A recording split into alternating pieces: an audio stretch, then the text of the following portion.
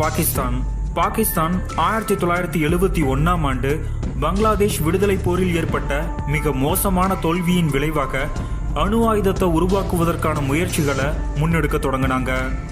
America மற்றும் சீனாவின் தொழில்நுட்ப உதவிகளால பாகிஸ்தான் 1998ஆம் ஆண்டு பலுசிஸ்தானில் தனது முதல் அணு ஆயுத சோதனையை வெற்றிகரமாக நடத்தி முடிச்சாங்க. பாகிஸ்தானிடம் தற்போது 170 அணு ஆயுதங்கள் இருக்கு. பாகிஸ்தானின் தரைப்படை மற்றும் விமானப்படை அணு ஆயுத தாக்குதல் நடத்தக்கூடிய வல்லமையை பெற்றிருக்காங்க.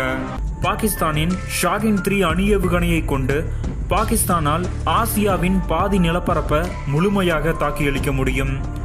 பாகிஸ்தானின் அணு ஆயுத தாக்குதல் கொள்கை பாகிஸ்தான் தேவைப்பட்டால் போரில் முதல் நாடாக அணு ஆயுதத்தை பயன்படுத்துவோம் என்று அறிவிச்சிருக்காங்க. பாகிஸ்தானின் அணு ஆயுதத்தை பயன்படுத்துவதற்கான அதிகாரம் பாகிஸ்தான் நேஷனல் கமாண்ட்